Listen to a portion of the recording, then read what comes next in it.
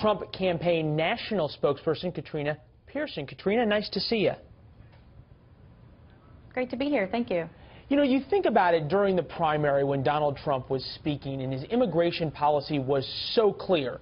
Build a wall, deport 11 million illegal immigrants, and make America great again. It was simple. It was said over and over and over again. Why are things now becoming, as it relates to immigration, so much more complicated? Well, Leland, it's not really complicated. Mr. Trump is just simply trying to have a discussion about what needs to happen and what he wants to do. And he has said many times in many rallies that he doesn't want to be like Barack Obama and start signing executive orders, and he will have to work with Congress to get some of the more complex things done. But his overall message has not changed. There is no path to citizenship. There is no path to legalization. Those here illegally will have to leave.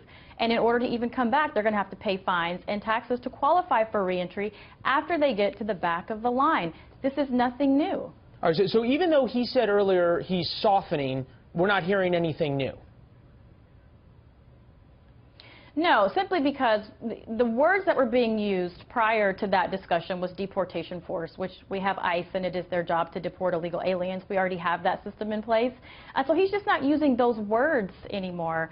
And he does want to work with people, which is why he says that, in order to get this process done. Again, this is going to have to be done in Congress. Mr. Trump wants to make sure that we have a good process in place, and we have to do some changing of our existing laws, not just enforce them, but we have existing laws that are keeping people who are doing things the right way, they're unable to get here. So would it be fair to say that what we're hearing from Mr. Trump even today, or perhaps in his immigration policy speech next week that we know is planned, is really sort of a starting point for negotiation, or are those red lines for him? Well, some of these issues are definitely red lines, like building the wall. There's no negotiation there. Is there negotiation, though, on how many illegal immigrants leave? Stop drug trafficking. We need to stop sex trafficking. I'm sorry? I said, there's no negotiation on the wall, you say, but there is negotiation perhaps on who has to leave, when they have to leave, how they're going to be, quote unquote, rounded up? Well, that is definitely the process that Congress will have to decide. So he's going to put forth his vision on what he thinks should be done and how it should be done in his speech. But really, we're talking about November and who's going to be the leader of this country. And there's really the only discussion on immigration we should be having are, here are your choices.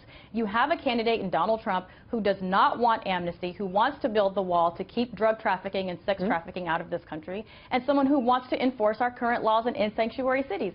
The other option, Hillary Clinton has already said in her first 100 days she wants amnesty. She doesn't like the wall, and she's just really not interested in enforcing these laws that we currently have on the books. Those are the two choices people have in November. All right, so you get to those choices, and you've laid out actually very clear policy differences between Donald Trump and Hillary Clinton. And you also think about Hillary Clinton's major flaws, if you will, or weak spots. Everything from the Clinton Foundation to the Rose Law Firm to Whitewater to the email scandal, email 2.0, Benghazi, or time as Secretary of State. The list goes on. We don't have that much time left, though. Why not hit her consistently on those things? Why, as we've seen over the past week, give her openings and give the press openings by going after Hillary Clinton on things like calling her a bigot or using these words that the press uses as distractions?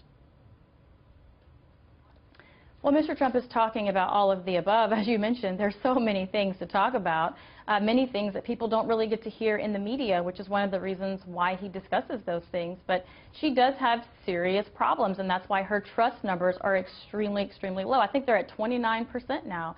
Mr. Trump wants to talk about everything because he wants to talk to everyone, because he wants to be president for everyone in the country.